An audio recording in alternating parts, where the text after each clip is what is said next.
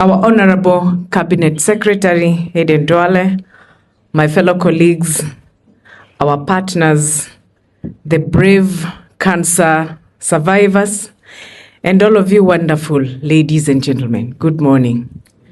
Good morning.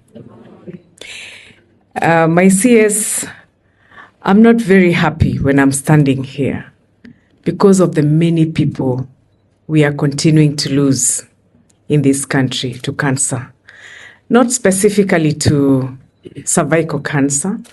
In my own family, I have lost 3 people already, my 2 sisters and my dad. But I'm also happy on the flip side. I'm pleased because we are launching the Kenya Cervical Cancer Elimination Action Plan for 2025-2030. At least this is going to give us a guidance and also allow us to pull up our socks. And this plan is about protecting our mothers, is about protecting our sisters, is about protecting our wives, our daughters, and friends, so that no woman dies from a disease that we can prevent. That should be the bottom line. Again, if you think about it, this plan, it just didn't fall from the sky, but it started last year during the Cervical Cancer Awareness Month in Nyandarua.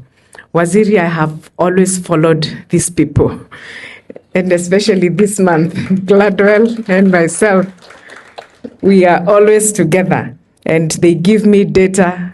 I become their communication person.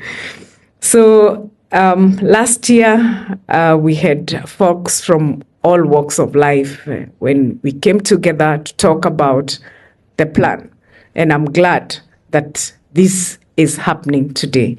So we've listened to doctors, community leaders, and everyday Kenyans.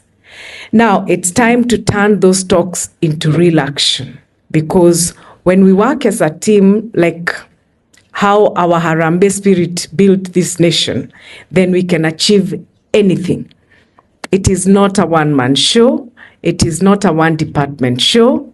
It is not just a ministry's show, but it has to have the hands of everybody coming together. Go out there and tell the women to go for screening. Cervical cancer hits hard in Kenya, and it takes away too many women who are the backbone of our families and communities. But the good news is we can prevent it. So it's not like some mystery illnesses. We know how to fight it with vaccine, with checkups, and early treatment.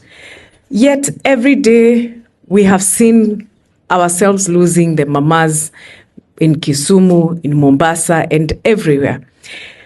We can't wait anymore. So let us act now. And I am happy we are starting it here in the city. Let us fold our sleeves and let's go to the communities. Waziri, we must leave the boardroom. We must go to the communities. We must get where the women are.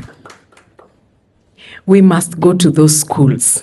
And I'm happy with what Daktari has said here, that in Kisumu, he can almost tell that in his constituency, so-and-so's child is vaccinated, and this and that woman has gone for screening.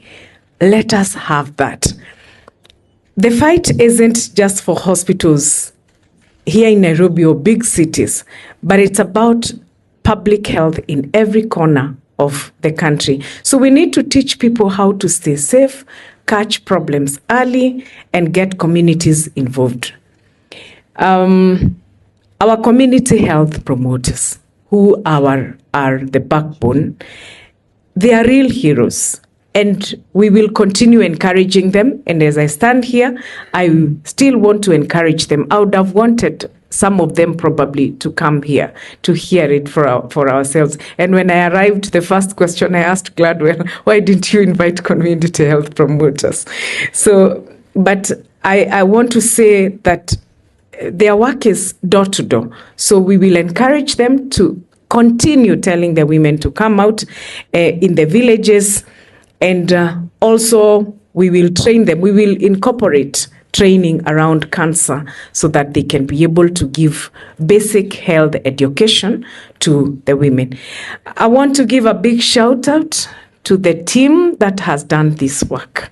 You've done amazingly well, led by Dr. Bashir. Congratulations. A round of applause for them. And I want to promise you that from our side, the State Department for Public Health and Professional Standards, we are all in. We'll work hand in hand with the State Department of Medical Services, county governments, and partners to make sure that everything is done right with no shortcuts, and we see real results, like more women in rural areas like Turkana getting free screening. I know Waziri will speak to that around SHA. Ending cervical cancer sounds tough, but it's doable. Remember how Kenya rolled out COVID-19 vaccines, even to the hard-to-reach areas. We must do that to the millions of women looking up to us. Therefore, we can do the same. It's time to move from words to action. It's time to move from the actions from the table into action. And with those few remarks, I want to thank you very much. God bless Kenya. And it's now my singular honor to invite Waziri to come and speak to you.